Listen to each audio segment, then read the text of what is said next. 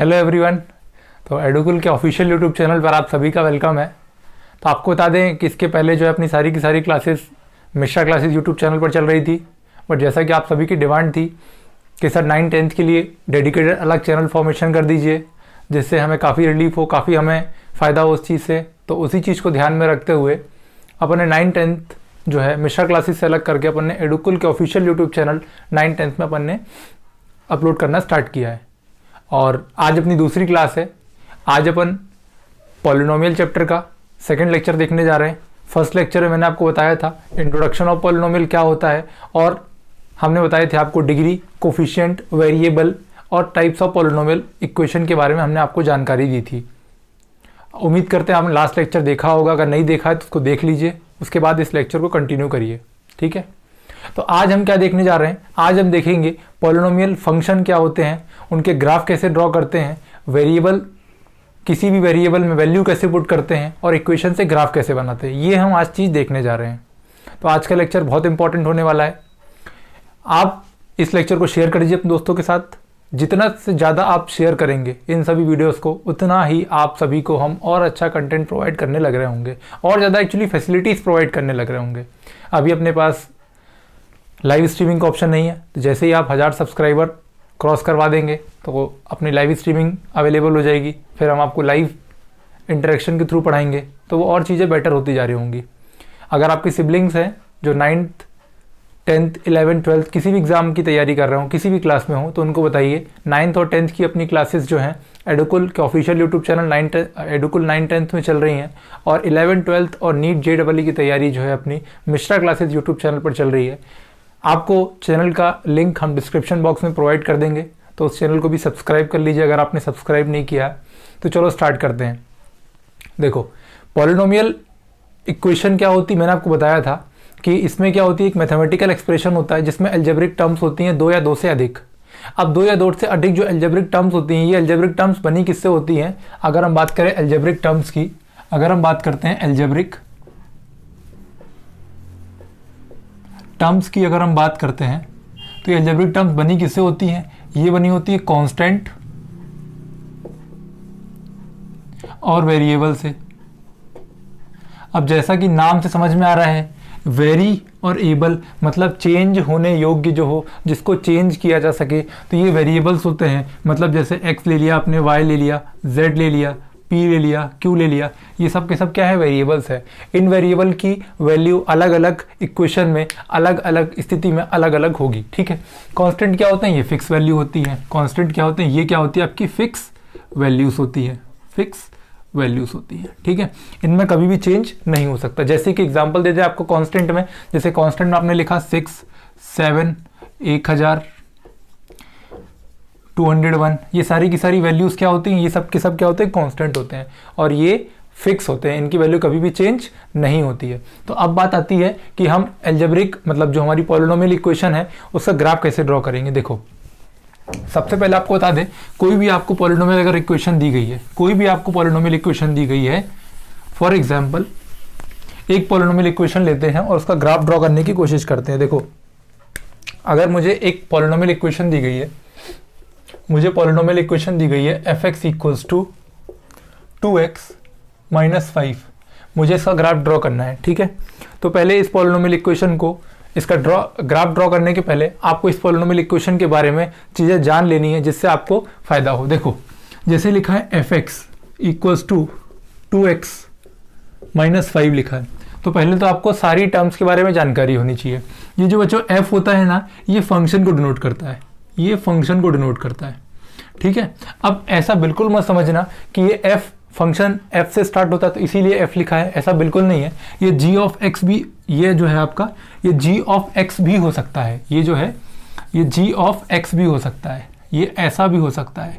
तो यहाँ पे जो g होगा ना, ये किसको डिनोट करेगा, ये फंक्शन को बता रहा होगा। ये जो g है ये किसको बता रहा होगा, फंक्शन को, ठीक है। तो सर आपने कहा कि जो f है या जो g है ये फंक्शन को बता रहा होगा। अब ये जो x अंदर ब्रैकेट के अंदर लिखा है, ये जो x होता है ये बताता है ये वो वेरिएबल है जिस पे आपका फंक्शन डिपेंड कर रहा होगा, ये वो वेरिएबल है जिस पे आपका फंक्शन डिपेंड कर रहा होगा। जैसे यहाँ पे f ऑफ x है तो f है फंक्शन, और ये फंक्शन किस वेरिएबल पर डिपेंड कर रहा है, ये फंक्शन x वेरिएबल पर डिपेंड कर रहा है। अब ये जो x वेरिएबल की वैल्यू जैसे जैसे आप चेंज करोगे वैसे वैसे आपको फंक्शन का वैल्यू मिलता जाएगा। देखो यहाँ पे जैसे यहाँ पे x लिखा था तो आपको इक्वेशन में क्या दिया था 2x + 5, ठीक है। अगर आप x का वैल्यू 1 पुट करेंगे तो यहाँ पे भी आपको 1 पुट करना पड़ेगा, तो यहाँ हो जाएगा 2 × 1 दैट इज 2 और -5 दैट इज -3 आपका रिजल्ट आएगा। अगर आप x का वैल्यू 2 पुट करें, अगर आप x का वैल्यू 2 पुट करें तो आपको फंक्शन क्या देगा, फंक्शन आपको देगा 2 की वैल्यू, और 2 की वैल्यू क्या होगी, यहाँ पे आप पुट करेंगे 2 × x का वैल्यू आपने 2 लिया तो 2 × 2 कितना हो गया 4 और 4 - 5 दैट इज -1, तो आपके पास कितना आ गया -1। तो इस तरीके से ये वेरिएबल या फंक्शन जो है अपना इक्वेशन प्रोवाइड करते जाता है। देखो अब इसको स्टार्ट करते हैं। देखो तो भाई f तो हो गया फंक्शन आपके पास, ये f तो जो है ये आपका हो गया फंक्शन, ठीक है। ये फंक्शन, ये x क्या है, ये x वो वेरिएबल है जिस पे फंक्शन डिपेंड कर रहा है।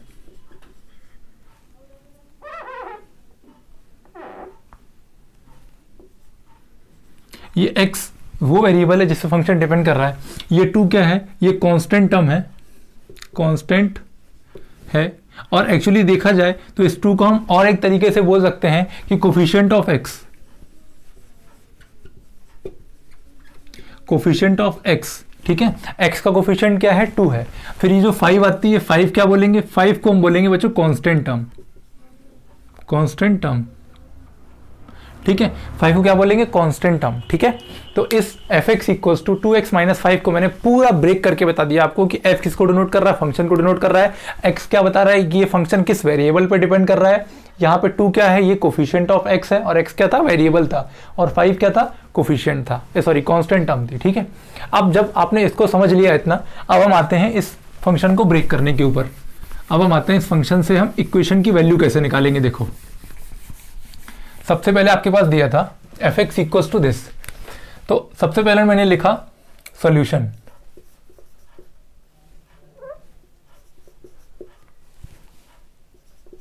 सॉल्यूशन,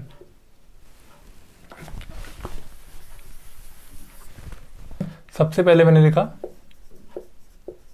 सॉल्यूशन, ठीक है। अब सॉल्यूशन में सबसे पहले आपको लिखना है गिवन। गिवन क्या है आपके पास, गिवन तो आपके पास एक ही वैल्यू है, क्या है, fx = 2x - 5, ठीक है।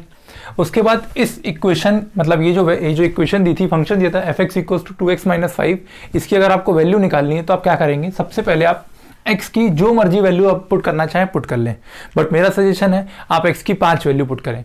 आप जितनी ज़्यादा वैल्यू पुट करेंगे आपको उतनी ज़्यादा वैल्यू इस ग्राफ की मिलती जाएंगी, और जितनी ज़्यादा वैल्यू मिलेगी ग्राफ आपका उतना प्रिसाइज बनेगा। आप 3 वैल्यू भी निकाल सकते हैं, 2 वैल्यू भी निकाल सकते हैं, 4 भी निकाल सकते हैं, 5 भी निकाल सकते हैं, 6 भी निकाल सकते हैं, ये आपके ऊपर डिपेंड करता है। बट मेरा सजेशन ये बोलता है कि आप कम से कम एटलीस्ट 5 वैल्यू तो निकालें ही, कम से कम कितनी वैल्यू निकालें, 5। देखो, और ये 5 वैल्यू लेने का सीक्वेंस क्या होता है, आप 2 माइनस की ले लो, 1 जीरो ले लो और 2 प्लस की ले लो, ये स्टैंडर्ड होता है। यहाँ से ग्राफ बहुत अच्छा बनता है, ठीक है। देखो अच्छा, हाँ, वैल्यू लेने का जो सीक्वेंस होता है ये आपके ग्राफ इक्वेशन पे भी डिपेंड करता है। जरूरी नहीं आपको हमेशा यही वैल्यू लेनी है, ये डिपेंडिंग अपॉन सिचुएशन आपको वैल्यू लेनी पड़ती है। यहाँ पे हम क्या करते हैं, यहाँ पे हम एक टेबल फॉर्मेशन करते हैं। देखो यहाँ पे मैंने एक टेबल फॉर्मेशन किया, और इस टेबल पे हम क्या करेंगे, देखो ये रही x और यहाँ मुझे मिलेगा f(x), ठीक है।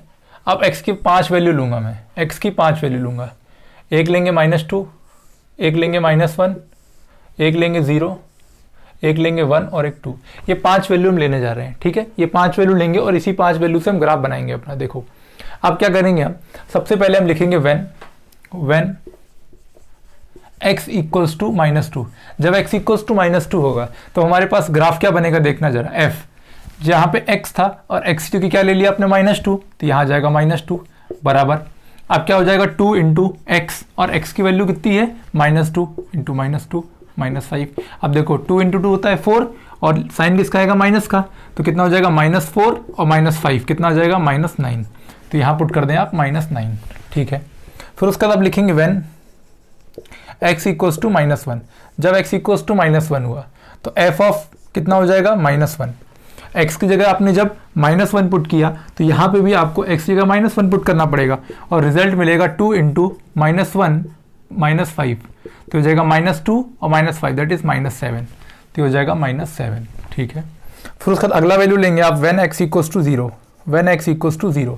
जब x इक्वल्स टू 0 हुआ तो आपके पास f ऑफ 0 कितना आएगा, देखो x की जगह 0 पुट कर दोगे तो कितना हो जाएगा 2 इंटू 0 -5, दैट इज -5। अगला यहाँ पे कर लेते हैं, अगला व्हेन x इक्वल्स टू 1। जब x इक्वल्स टू 1 लोगे तो आपके पास क्या आएगा, f ऑफ 1, ये हो जाएगा 2 into 1 -5, that is 2 -5 that is -3। तो आपके पास कितना आ गया, ये -3, और यहाँ पे आपका आया था -5, ठीक है। उसके बाद आप लो व्हेन x इक्वल्स टू 2। जब x इक्वल्स टू 2 लोगे तब आपके पास इक्वेशन बनेगी f of 2 equals to 2 into 2 -5 equals to 4 -5 equals to -1। तो ये कितना आ गया, -1। ये आपने 5 वैल्यू ले लिया और उस 5 वैल्यू करस्पॉन्डिंग आपने सारी की सारी वैल्यू निकाली और आपने ये चार्ट ड्रॉ कर लिया। ये चार्ट बहुत ज़रूरी है, ठीक है, इसी को देख के अब हम काम करेंगे, ठीक है। अच्छा, ये तो मैंने ड्रॉ कर लिया, बट मैंने आपको एक चीज़ नहीं बताई कि एक्सेस क्या होती है। देखो, सबसे पहले हमारे पास 2D में हमारे पास 2 कोऑर्डिनेट सिस्टम होते हैं, एक होता है एक्स कोऑर्डिनेट सिस्टम, एक होता है वाई कोऑर्डिनेट सिस्टम। 3D की बात करें तो 3D में 3 कोऑर्डिनेट सिस्टम होते हैं, एक्स वाई जेड, ठीक है। अब देखो, जैसे मैंने यहां से एक लाइन खींची,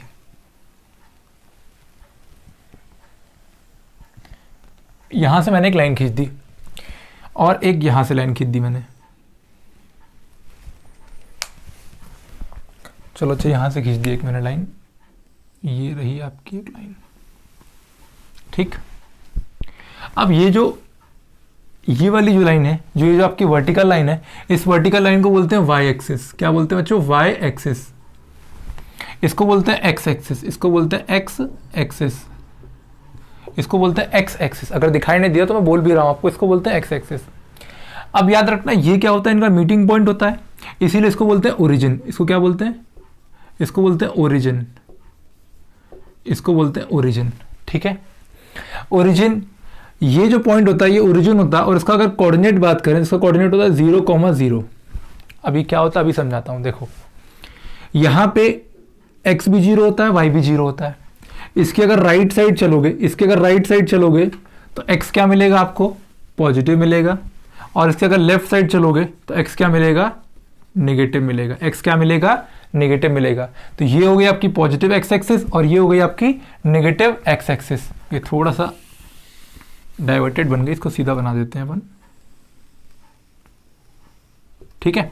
तो ये हो गई आपकी पॉजिटिव x एक्सिस और ये हो गई आपकी नेगेटिव x एक्सिस। सिमिलरली ये जो होती है y एक्सिस, इसके अगर ऊपर जाओगे, इसके अगर ऊपर जाओगे तो ये मिलेगी पॉजिटिव y एक्सिस, और नीचे आओगे तो ये मिलेगी नेगेटिव y एक्सिस। तो ये हो गई आपकी पॉजिटिव y एक्सिस ऊपर वाली, और ये हो गई नीचे वाली नेगेटिव y एक्सिस, ठीक है। इसमें तो कोई दिक्कत नहीं है आपको, आई थिंक। ये पॉइंट क्या हो गया, 0 0, मतलब ये पॉइंट 0 है, तो 0 से अगर राइट साइड जाओगे, 0 से अगर राइट साइड जाओगे तो x की वैल्यू क्या होगी, बढ़ेगी, और 0 से अगर लेफ्ट साइड जाओगे तो x की वैल्यू क्या होगी, कम होगी। सिमिलरली अगर 0 से टॉप पे जाओगे तो y की वैल्यू क्या होगी, बढ़ती जाएगी, पॉजिटिव होगी, और अगर 0 से नीचे की तरफ जाओगे तो y की वैल्यू क्या होगी, कम होती जाएगी, और क्या होगी, नेगेटिव होगी, ठीक है। अब आई थिंक आपको यहाँ पे कोई दिक्कत नहीं होगा। अब हम आते हैं अपने क्वेश्चन के ऊपर, ठीक है। अब देखो, अब हम आते हैं, देखो अपने क्वेश्चन पे आते हैं। देखो, जैसे हमको दिया था, ठीक, ये तो पॉइंट हो गया 0,0, ये तो हो गया 0,0। अच्छा, कोऑर्डिनेट सिस्टम को लिखने का तरीका क्या होता है, यहां पे बताता हूं मैं। कोऑर्डिनेट सिस्टम को लिखने का तरीका,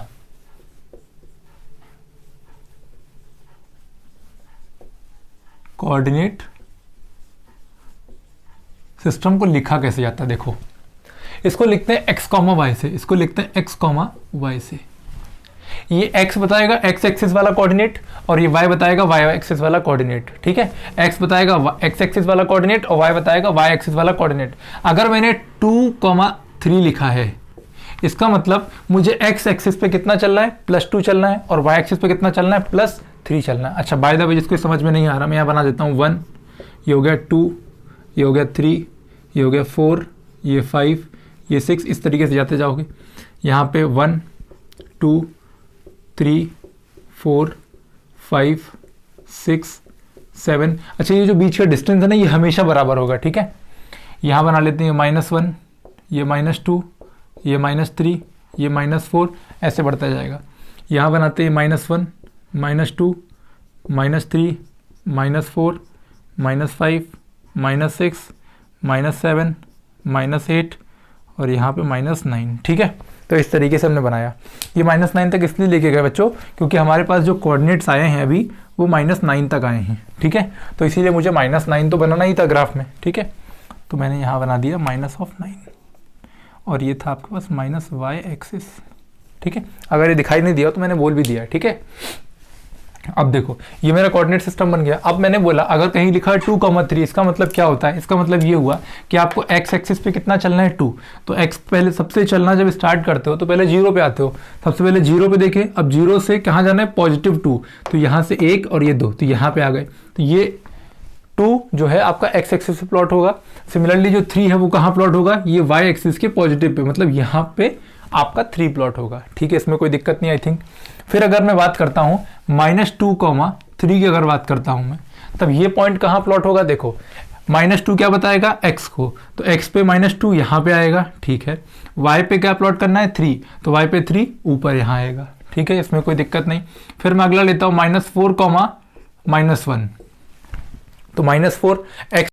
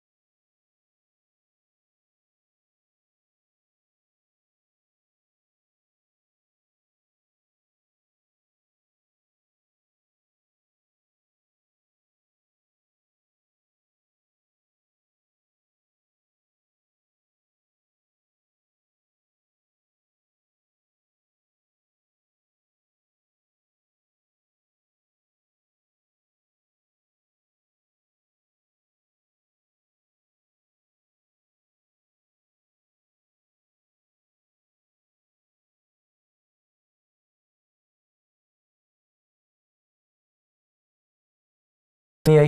क्या मैंने बोला? x पे कितना चलना है? -2। यहाँ से देखा मैंने -2 चलना था तो -2 पे आया। फिर मैंने यहाँ से परपेंडिकुलर ड्रॉप कर दिया। फिर y वाले पे कितना चलना था? -9, तो y पे -9 यहाँ था। यहाँ से परपेंडिकुलर ऐसे ड्रॉप होगी। क्यों? क्योंकि एंगल भी तो 90 का बनाना है ना y एक्सिस से हमको। तो y एक्सिस से एंगल कितना बनेगा? 90 डिग्री का, इस तरीके से। ठीक है, और x से 90 कैसे बनेगा? इस तरीके से, जब परपेंडिकुलर डालोगे तभी तो एंगल 90 बनेगा। और यहाँ से 90 कब बन पाएगा? इस एक्सिस से, जब ऐसी परपेंडिकुलर ड्रॉप करोगे। तो जहाँ पे दोनों लाइन मीट करेंगी ना, वही कोऑर्डिनेट होगा आपका -2, -9। ठीक है, आप फटाफट बनाते हैं -1, -7। तो -1 यहाँ पे है, -7 यहाँ पे है। तो यहाँ से परपेंडिकुलर ड्रॉप किया मैंने, ये परपेंडिकुलर गई और -7 से परपेंडिकुलर मैंने यहाँ से ड्रॉप कर दिया। ये जो पॉइंट मिल गया, इस पॉइंट को मैंने नाम दिया -1, -7।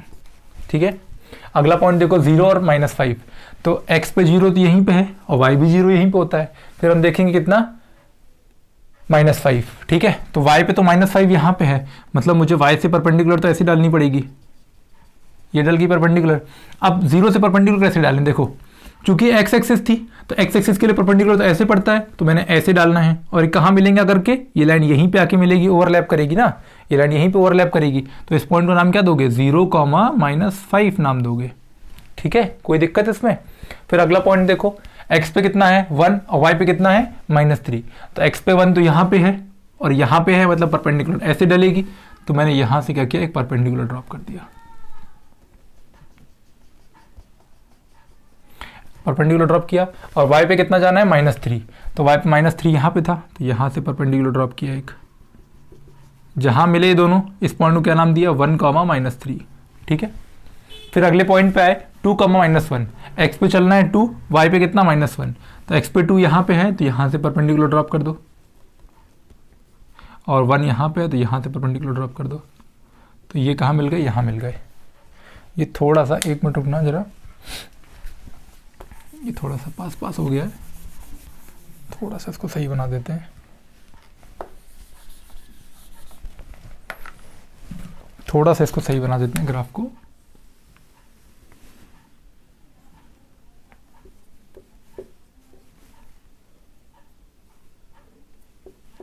ठीक है, करना यही था आपको, ये परपेंडिकुलर आपको 2 से डालना था,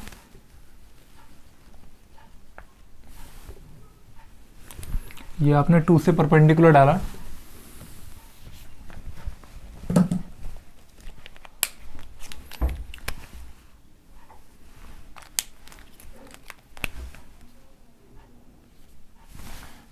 ये आपने 2 से परपेंडिकुलर डाला यहाँ से, और यहाँ पे डालना था x पे 2 और y पे कितना था, -1, तो y से -1 यहाँ आ गया। ठीक है, तो ये जिस पॉइंट में मिलेंगे, ये पॉइंट क्या होगा, 2, -1। ठीक है, और ये पॉइंट था आपका 2। ठीक है, आपको जो ग्राफ टेबल, आपको जो ग्राफ कॉपी मिलेगी, वहाँ पे जब आप ग्राफ बनाओगे तो वहाँ पे इनका और इनका जो डिफरेंस है वो बिल्कुल बराबर होगा। ठीक है, मतलब 1 से 2 का डिफरेंस, 0 से 1 का डिफरेंस बिल्कुल बराबर होगा, तो आपका ग्राफ जो बनेगा बिल्कुल एग्जैक्ट बनेगा। अब देखो, हमने सारे के सारे पॉइंट मार्क कर लिए हैं, सारे के सारे हमने पॉइंट मार्क कर लिए हैं। पहला वाला जो कोऑर्डिनेट था -2, -9, तो ये वाला कोऑर्डिनेट यहाँ पे। फिर अगला कोऑर्डिनेट -1, -7 था, -1, -7, तो ये मैंने यहाँ बना दिया। अगला कोऑर्डिनेट था 0, -5, ये 0, -5 मैंने यहाँ बना दिया। फिर अगला कोऑर्डिनेट था 1, 3, 1, -3, तो 1, -3 इस तरीके से बना। फिर अगला कोऑर्डिनेट आया 2, -1, तो मेरा 2, -1 ये कोऑर्डिनेट हो गया। अब यहाँ पे याद रखना आपको, ये जो परपेंडिकुलर वाली मैं बात बता रहा हूँ आपको, ये परपेंडिकुलर केवल आप इन कोऑर्डिनेट्स के लिए अप्लाई करेंगे। मतलब जैसे 2 के लिए देख रहे हो तो -2 के लिए देख रहे हो तो -2 से परपेंडिकुलर ड्रॉप करोगे। ठीक है, और जब उसके करस्पॉन्डिंग -9 से देख रहे हो तो -9 से परपेंडिकुलर ड्रॉप करोगे। ये जहाँ पे मिल जाएंगी, उसके बाद इस लाइन का सिस्टम, इस लाइन का काम खत्म हो गया है। उसके बाद आपको इस लाइन का किसी भी लाइन से इंटरसेक्शन नहीं देखना है। ठीक है, तो आप इसको रफ भी कर सकते हो, इसको रफ भी कर सकते हो। अब देखो, अब पूरा ग्राफ बन चुका है। अब ये जो पॉइंट थे इनको मिला दो, जो पॉइंट थे इनको मिला दो बस आप।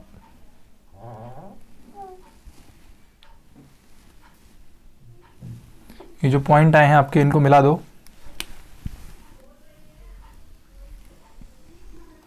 ये कुछ इस तरीके से लाइन बनेगी, क्योंकि हमारा डिस्टेंस बिल्कुल एग्जैक्ट नहीं था।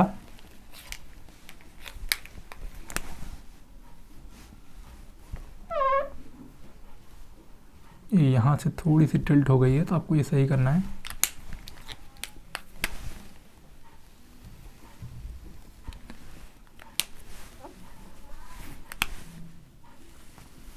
ये इस तरीके से आपको जो है स्ट्रेट लाइन मिलेगी, इस तरीके से आपको जो है ये स्ट्रेट लाइन जो है प्राप्त हो जाएगी। क्योंकि अपने पास बोर्ड में स्पेस नहीं था, इस वजह से यहाँ पे बहुत ज़्यादा कंजेस्टेड हो गया। अगली क्लास में हम फिर से आपको ग्राफ बना के बताएंगे, बिल्कुल आपको स्ट्रेट लाइन मिलेगी।